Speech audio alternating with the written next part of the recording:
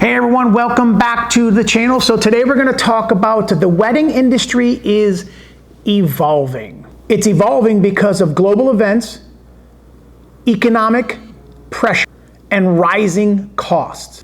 Couples are now making different decisions than they did 5 and 10 years ago pre-pandemic. So we're going to talk about it today.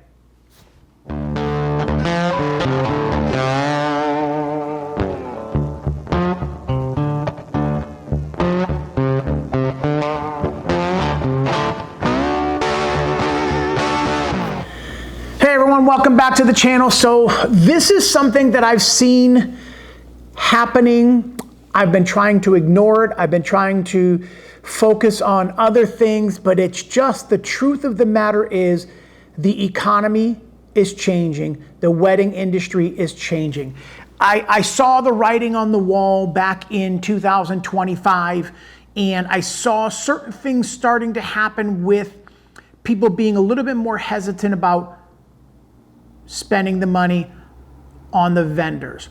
Now, everybody has a budget, and I understand that. I'm in Western Massachusetts, so for me, I'm only basing what I hear, feel, and know and sense in this area based on Western Massachusetts. So Central Mass, everything else like that, that might be a little bit different, but then again, after this video, they might realize they're starting to see the writing on the wall also. So one of the things I see happening with 2026 is there is a lot of wedding couples that are becoming very hesitant to purchase their vendors and book their vendors. All of the bridal shows that I've been doing, they've all been the same thing. Hey, this is what we want to do.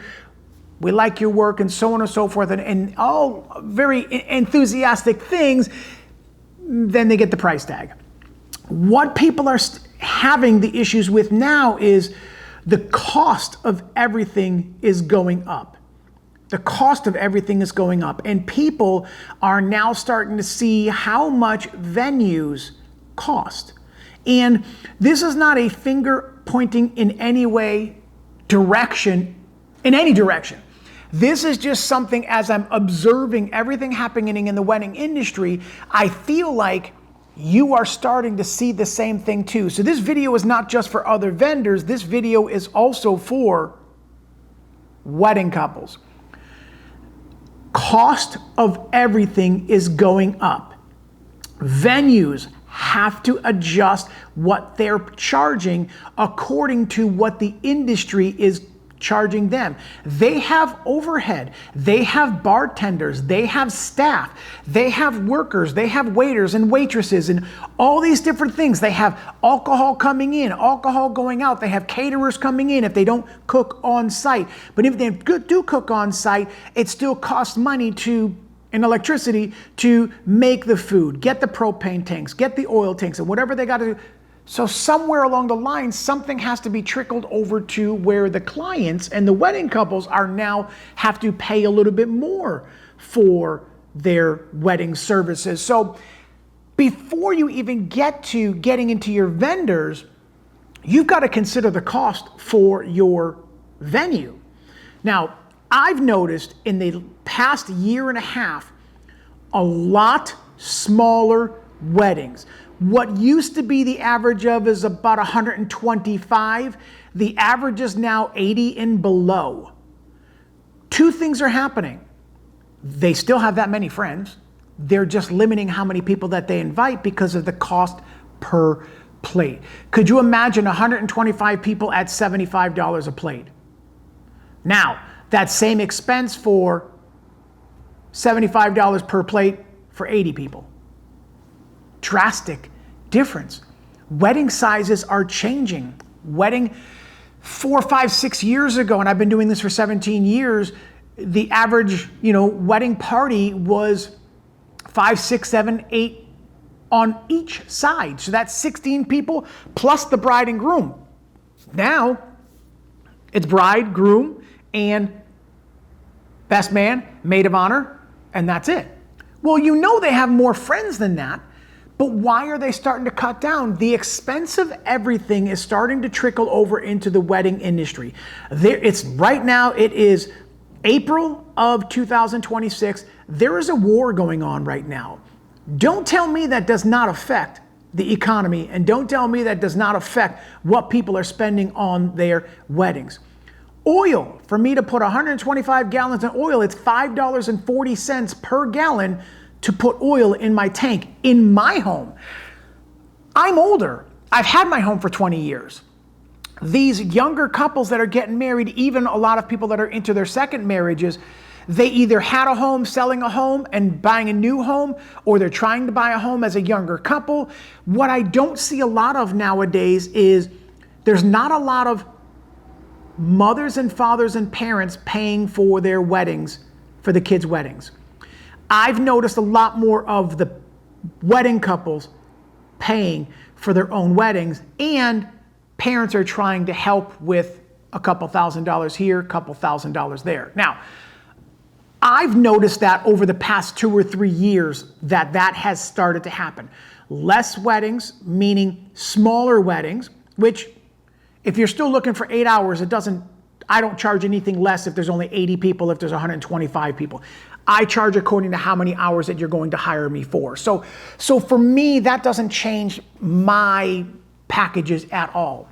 So for me, I try and focus more on what I'm going to give those clients for their dollar amount. Now, the economy is changing. There's a war going on. Cost of oil is on the rise. The housing market. Let's just add this to the plate also.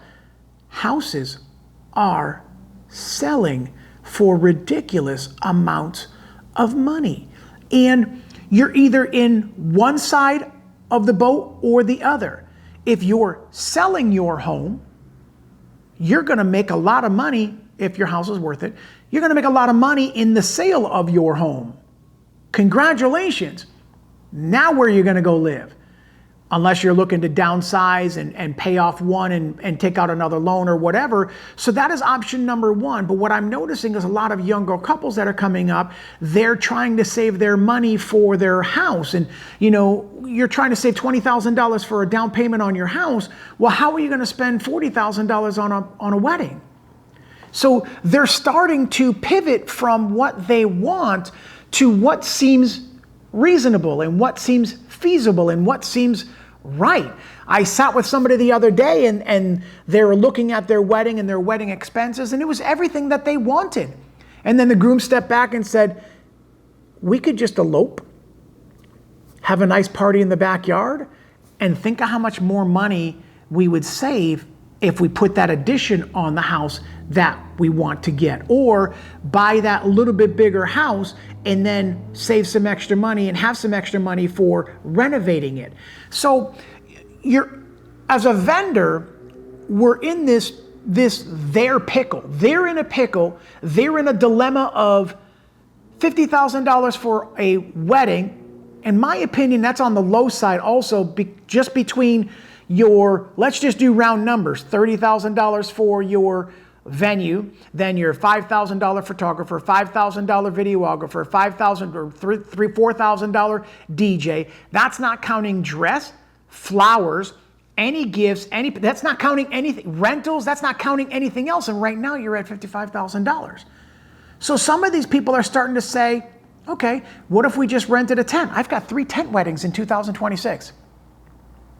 3 tent weddings in 2026 that only have me for 6 hours because they don't need all the getting ready pictures because they've just decided to downsize in that sense of their wedding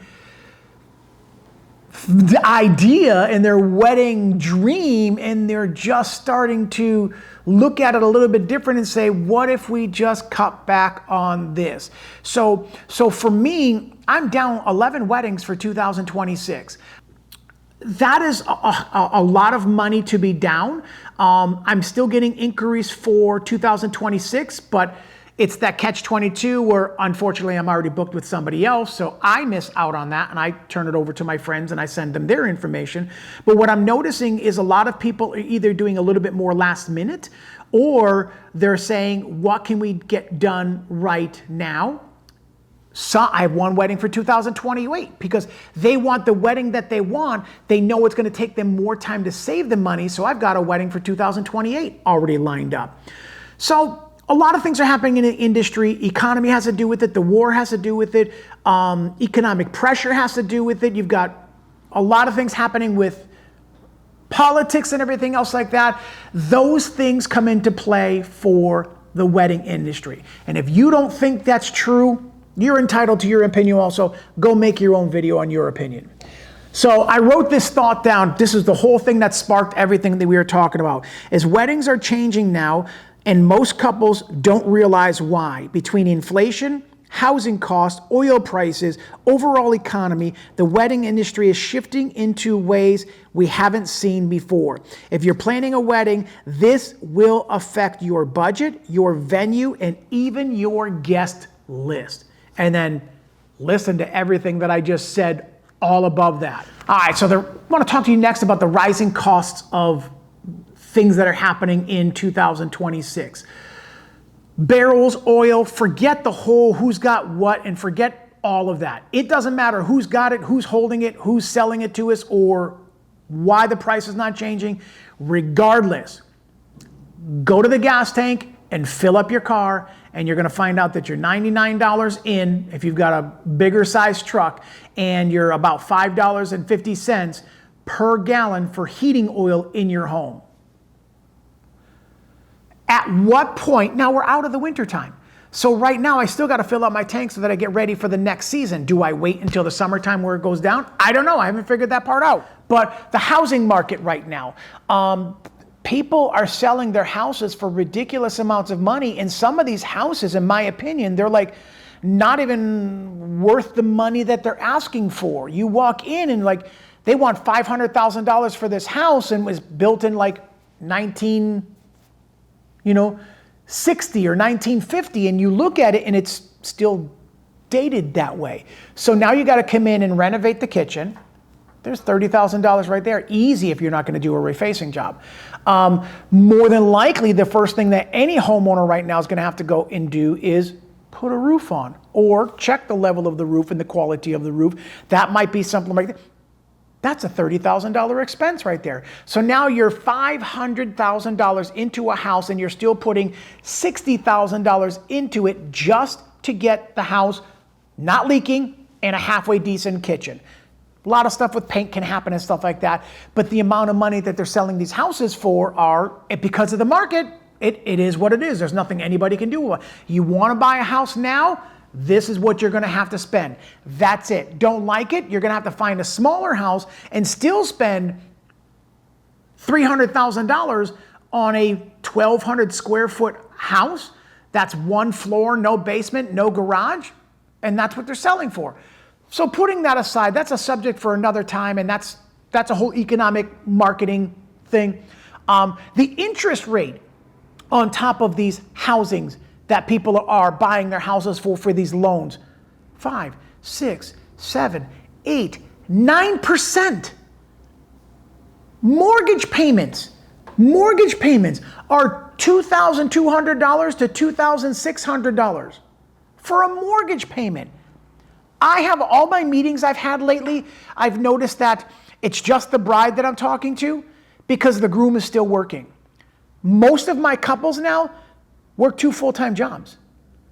Working 2 full-time jobs to pay for the dream house that they want and to pay for the dream wedding that they want, and they're working both jobs full-time, no kids yet. Wait till you add childcare into that situation. So before you say, wow, that's a pretty gloomy look on the economy, and wow, this sounds really negative, I'm just seeing the writing on the wall. Wedding season is down. Wedding venues are booking less. All the people that I've talked to, some are going okay and they're just a borderline where they were last year. Some of them are down in sales. A lot of my photography friends are down in sales. A lot of my DJ friends are down in sales. All the people that I know in the industry, everybody is feeling that pressure of sales being down. Now, as a vendor, we pay our taxes quarterly. So if I'm going to pay my taxes quarterly and I'm down 11 weddings for 2026, I still have to pay my quarterly taxes regardless if I have another 11 weddings on top of my income or not, because my sales and my taxes are based on last year's sales. So if I'm paying X amount of dollars for my quarter, it doesn't matter how much money is coming in that month. If I only have one wedding for that month, that's one wedding for that month. My quarterly taxes still have to be taken out of that. And I still got to put that aside. So if you're a business that's not paying your taxes and you're just doing this on the side and you're just making money and not paying your taxes, well, that's a whole nother subject for another time. Again, pay your taxes.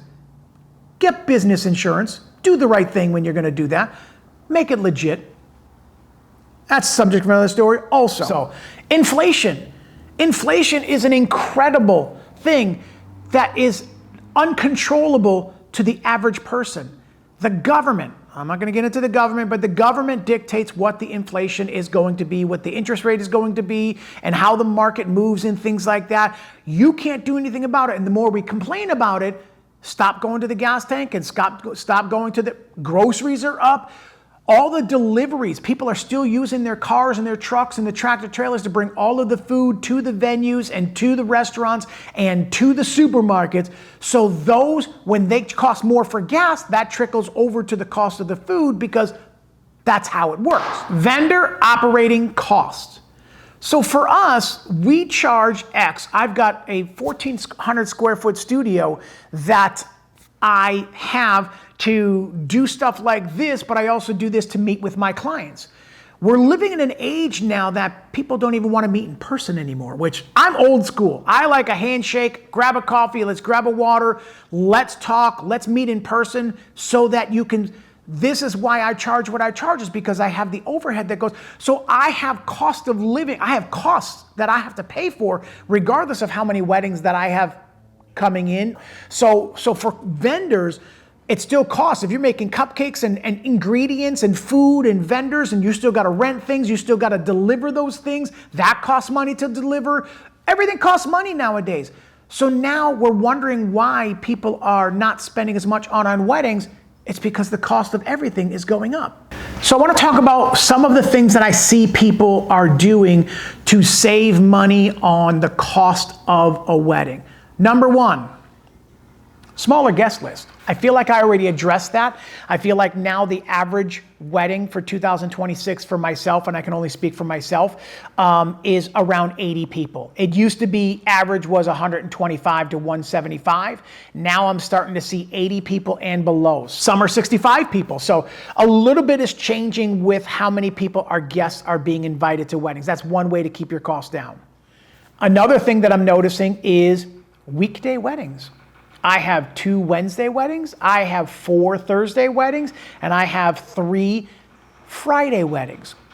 Cost of weddings are cheaper during the week because the venue's not being used for anything. They would rather cut their price and have a Wednesday or a Thursday or a Friday wedding so that that couple can still get their dream venue that they want, but the cost of video, but the cost of photography and video during the week does change. I alter my pricing during the off season. So in like November, December, January, February, March, my prices are a little bit lower because technically it's my off season. So I would rather fill a wedding date inside of there and be down just a little bit in sales just to get the wedding. And I'm noticing there's a lot of people that do that also. I've also noticed a lot of off-season weddings. As long as I've been doing weddings, there's only maybe a handful of times, like 5 or 6, that I did December weddings. And sometimes it was the beginning of December to stay away from the holiday. Sometimes it was December 31st because it was a New Year's. That was more of a celebratory, let's go out with a bang for the new year, into the new year, out of the old year, into the new year, and we'll get a wedding at the same time. So last year, this year, 2026, was the first time in probably 8 years I had a wedding in January, 1.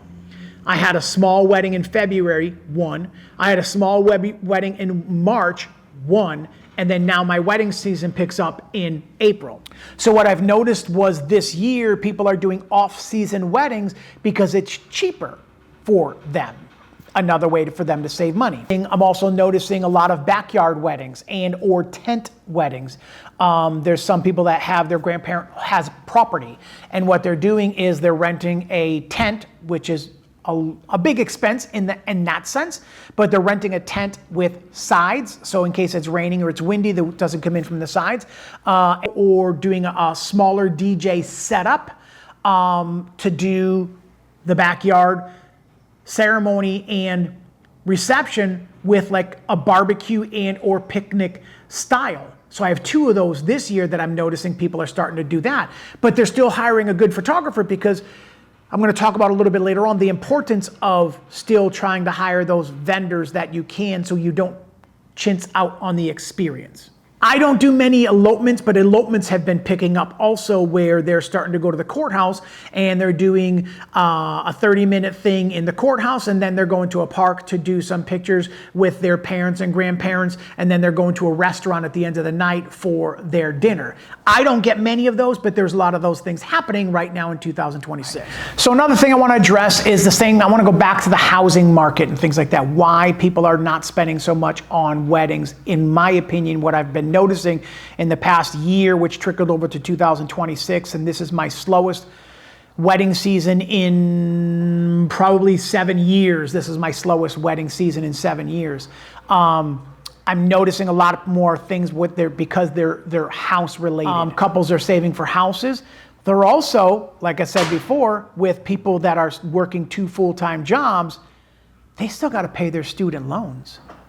So if you're going to school and you're doing a 4-year college or a 2-year college, then another 4-year college, or a bachelorette in something, whatever like that, there's loans that these people have to pay for on top of trying to save for a house, on top of trying to have a wedding, on top of trying to renovate their house that they just bought.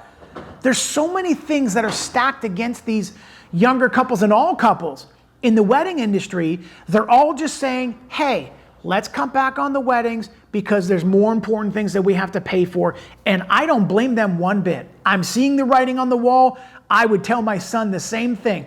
Don't spend as much money on that if you want to prioritize on buying a home. Buy the home that you're going to have for the next 30 years. Buy something that's going to last. Put some money into it. You can eventually sell it down the road and look at it as an investment. I would do that. I don't blame them. I don't blame them one bit. Sorry about the clanking heat. The rent is sometimes on these apartments are just as expensive as a mortgage. Rent on a one-sided duplex, $1,700 for a one-sided 2-bedroom duplex. 2-bedroom, 1-bath duplex. $1,700. $1,700 a month for an apartment. My first apartment, I'm going to date myself here. My first apartment was 1991, and we paid $400. You can't compare that. I'm just throwing that out there. I'll probably end up cutting that out. It's crazy the way the market has changed and the cost of living has gone up to change. And it's so expensive that people can't even afford rent for an apartment without having a roommate to help them. Now, add a wedding on top of what you want to do, and or student loans you got to pay back on top of what you want to do, and or renovating said home. It's just crazy. The one way to offset expenses for a wedding is to do a Jack and Jill. Well, money has to be put up front for the Jack and Jill. Your food has to be paid for, the venue has to be paid for, all of your and or raffle items you have to buy ahead of time, raffle off. So you can make some good money on the back end of that, but it's a lot of work to put in for that. So stupid numbers like this, if you're putting $5,000 in just to get all of this, your guests and your friends that come to the Jack and Jill, DJ, everybody has a good time, you raffle off all these items, and you only make $7,000 back, that's only a $2,000 profit. So that's a lot of work for only a $2,000 profit. That won't even pay for your DJ. That won't even pay for one of your vendors. So consider the costs is what I'm trying to say. And I'm not trying to say talk wedding couples out of this. I want to help them realize why everything is so expensive. I don't know why. I see this in the Facebook forums and the social media forums all the time. Why are vendors so expensive? My gear and my cameras are $3,000 a piece. My lenses are $2,500 to $3,000 a piece. I carry two. That's $10,000 just on my body, not counting the studio equipment that I've acquired over the years, not counting all of the extra lenses that we do, all of the backups that we do, all of the software that I need to run my business. A yearly subscription for editing services, for CRM services, and Adobe and Photoshop and Creative Lab and all that stuff like that. All of that stuff costs me money every year and every month, regardless of how many weddings that I have coming in. So there's a cost on our end also. That's why we have to charge what we charge. So the best advice I can give to any wedding couple that is facing this economic pressure and everything else like that is prioritize what's more important to you. Now, I'm not saying get a venue and then have no vendors. I think that's not smart. You want to have a dance floor because you want your guests to come. When your guests come, forgive me for saying it this way, but they bring gifts and they bring, envelopes and things like that. And that's why weddings happen sometimes, is because the bride and groom get to get blessed and showered with gifts when it comes to that. Back in the day,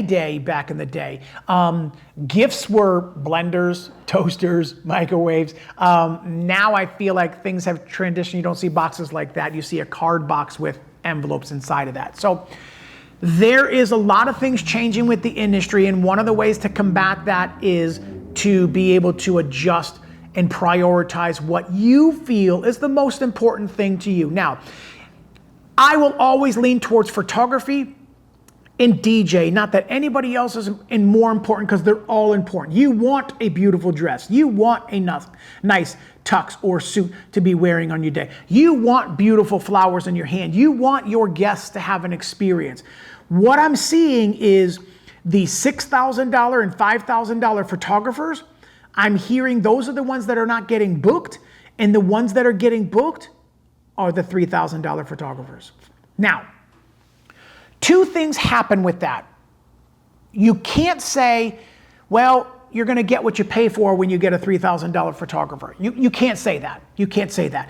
Because with digital equipment, even the $3,000 photographer can do a halfway decent job for the wedding day. What I would encourage any bride and groom looking at this, and encourage your wedding couples if you're a vendor looking at this, find yourself, this is not a race to the bottom. This is not lower your price as much as you can just to make ends meet. But if there's an adjustment someplace in your pricing that allows for economic pressure, because you can be that $8,000 photographer, and if you're only doing one wedding a year, how are you going to live on that? So at some point, do you start to cut back on your pricing so you get more weddings? Now, I'm not saying everybody should be that $3,000 photographer. I'm just saying, figure out what you need to do to keep the lights on. Figure out what you need to do and to adjust your pricing and packaging without sacrificing the quality of what you do, the quantity of what you do, and the creativity of what you do. Don't lower your prices because of any other reason than you feel comfortable with it. But if you're living in a market where people are not spending money because of all of the other things we just talked about, you can be stuck in the mud saying, this is what I'm going to charge and that's it. And that's perfectly fine with you. The writing's on the wall. Western Massachusetts people are not spending the kind of money that they used to on weddings. And if you've got no, and everybody's still hiring you, kudos to you, congratulations. You found a niche, you've got what it takes, that's awesome. There's other people that are not feeling that. So the ones that are not feeling that are gonna have to make an adjustment along the way. I'm not saying lower your prices. I'm just saying be a little bit more aware of, I was talking to somebody on the phone the other day, is as a vendor, if we're not getting the weddings that we used to be getting, the only way to combat that is to stop spending what you used to spend. Find a way on the back end to spend less. If you really don't need that camera, don't buy it this year. If you really don't need that X thing, don't buy it this year. Cut back on subscriptions of some sort that you absolutely don't need. Find another way to combat that so that you're offsetting a little bit less of your expenses and offsetting it with a little bit less of your income coming in, and find the balance in all of that. The best thing you can do is always work with professionals. I always tell people, just because they're the cheapest doesn't make them the best. And there's an argument across the floor on both sides. Well, that's all that I can afford. I get that. But you want to work with professionals that are seasoned in the industry, because that will give you the best result in return. Now, if one person's $3,000 and one person is $3,700, the one that does $3,000 only does 2 weddings a year. The one that's $3,700 does 10 weddings a year. For $700, which one is going to have more experience with weddings? 2 weddings, 10 weddings per year. 2 weddings, 10 weddings per year for $3,700. $700 is, you can make that up by doing a Jack and Jill. You can make that up someplace else when it comes to that. DJ, same thing. Well, we could just plug a speaker in and we can just do that, and we're going to do that. I'm reminded of a wedding that I did that a wedding couple decided that, this is early on in my career, decided they wanted to save money and just do a boombox playlist on their iPod, iPhone, whatever it was back then, because I don't even know if iPhones were out, but iPod, Shuffle, or whatever it was, created their own playlist, and it was, all the songs they wanted to play when they needed to play them. And one of the wedding couple was in charge of playlist. So, pressed play, went out into the middle of the dance floor, dancing with his bride. Halfway through the song, the Bluetooth speaker lost connection with the iPod Shuffle, and in the middle of their first song, the music died. He had to leave his bride on the floor, go over, reboot the speaker, reboot the iPod, repair the connection, and had to press play all over again. Now, somebody else should have been in charge of the iPod Shuffle. No doubt. Put somebody else in charge if that's what you want to do.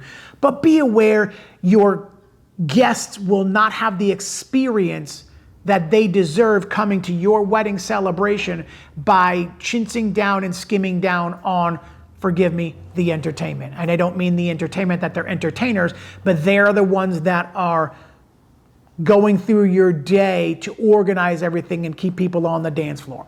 Flip side of that, your wedding photos are what you get back and what you look at for the next 5, 10, 15 years. If you have somebody inexperienced because you're trying to save money on doing that because you can't afford the professional vendors, you will see a noticeable difference in the creativity and the quality of what you will get in return. And if you say, well, I saw their work online and it looked okay. Well, make sure that their work online was their work. Sometimes people will put other people's photos up there, or they'll put something up there that is not their level of creativity, and you come to find out that they only did one wedding, and those weddings on that person's website, which I've heard happening already. There's a lot of people putting images up on their websites that are not theirs. They're called stock photos, but they're putting wedding images up on their website and they're not theirs. It wasn't taken by them. It wasn't their client. So now all of a sudden they're misleading the clients into, I can do this for you, and coming to find out that they can't produce that. So when they turn those wedding images over, you're looking back and saying, I'm reminded of this one person who wanted to hire me, came through some severe medical issues, and absolutely could not spend the extra money on any of the professional vendors that they wanted. And they had a nice venue that they had, but they couldn't spend the money on the vendors because of medical expenses. And I was like, I completely understand. I understand completely. No problem at all. I understand. Long story short, they decided to go with the route of a friend doing it. And they decided to go in the route of putting some disposable cameras out onto the tables. And what they got back was some of the cameras didn't get used, but they still had to pay for them, so that was a big expense. And the person that they had, their friend, do their wedding photos was literally just a friend. It was somebody with a camera and did not know how a wedding flows, did not know how to do anything, and the images they got back. I bumped into that person about 3 years after their wedding. I was doing a country concert, like Luke Bryan or somebody. I was doing somebody's concert for the country station that I work for, and they bumped into me. Hey, how you doing? How's the medical? How's everything with life? You healthy now? You good now? They ended up being good. It turned out good for them, good recovery, and they had to go through all of that. She said, our biggest regret was not spending the money on the photography. It's my biggest regret, and I'm gonna go the next 10, 15 years on my anniversary remembering how I should have spent the extra money on a professional vendor. So this whole video was all about economic pressure, the war, the expenses, the venues gotta go up, gas has to go up, oil has to go up, vendors pricing has to go up, venue pricing has to go up. So I'm seeing the writing on the wall from what it used to be in 2025 and late 24. I saw it in 25. Now I'm feeling it in 26. And I feel like it's going to continue that way. The economy is not in the favor of people wanting to get married and spending money on full-blown weddings. There has to be a pivot someplace. A pivot someplace in the wedding vendors category, because if not, it's either you adapt or die. If you don't adjust either your pricing to accommodate the economy that you're in, if you feel like you're $6,000, $7,000 and that's what you deserve, go to Central Mass, go to other states. That's not happening here in Western Massachusetts. It will be very rare that you're going to get a lot of weddings in this industry here. My opinion. Maybe I'm just getting less weddings because I'm not that good anymore. I don't know. I don't know what it is, but wedding inquiries are down across the board for all of the wedding industry, venues and vendors. Everybody's feeling it. It's the wedding couples that need to make a decision on what they're going to prioritize themselves with. So this whole video stemmed from the economy, the war, the price and the cost of living, the price and cost of housing, and the price of cost and student loans and all this other stuff like that. The reason why people are not spending the money on the weddings right now is because of everything else. So let me say this. Let me encourage you, stick to your guns to what you feel is right, and however the cards fall, that's where they fall. If you fall on the side where you're still doing good, congratulations. If you side on the side where you're not doing so good and need to do adjustments in some way, do what you gotta do. Lights gotta stay on, gotta pay bills, I wanna eat. So adjust or die and figure that part out. So thank you guys for coming back to the channel. Thank you for listening to this rant. I feel like the writing is on the wall for Western Massachusetts, and it could be across the industry, I don't know. Put your comments down below if you're in other states around us and you're feeling like the wedding industry is changing and cost is one factor, spending is another factor. But if you're in other states around here, put your comments down below if you feel like the wedding industry and inquiries are less, and if you're finding out that people are doing less weddings and or smaller weddings. This was not meant to be a negative Nelly. This was not meant to be a poo-poo on the wedding industry and it's over.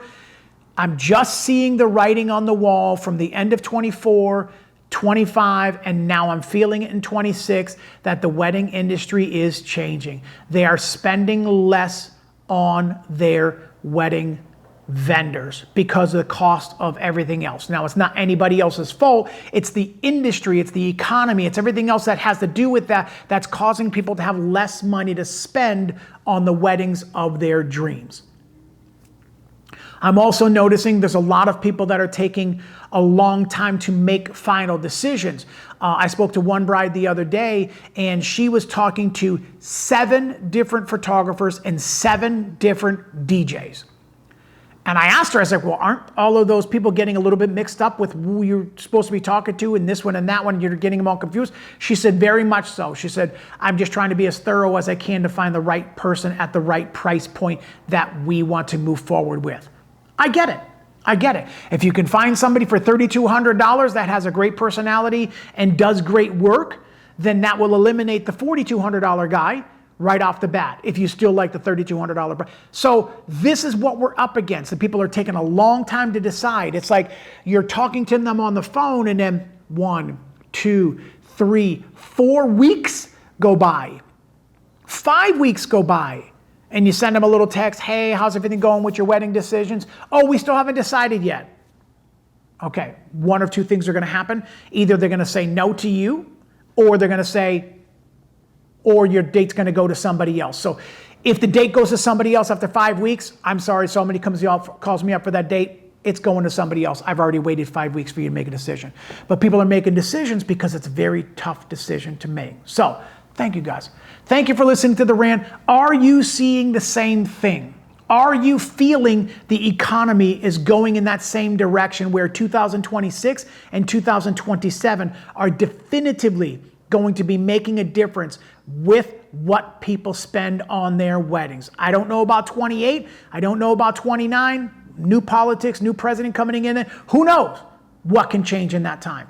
All I know is, as of right now, 2026, the wedding industry is down. The wedding industry is changing. If you don't adapt, you will die. If you don't pivot soon, you're going to be crossing those bridges about what you need to do next. So thank you guys for coming back to the channel. Remember to like and subscribe and hit that like button, hit that bell for notifications, and comment down below. If you're seeing this in other states, I want to know. If you're not feeling this in other states, name the state that you're not having a problem with and your sales are up. Awesome. We just want to hear about it. So thank you guys for coming back. Remember to smile more because it sure does hurt less. Peace.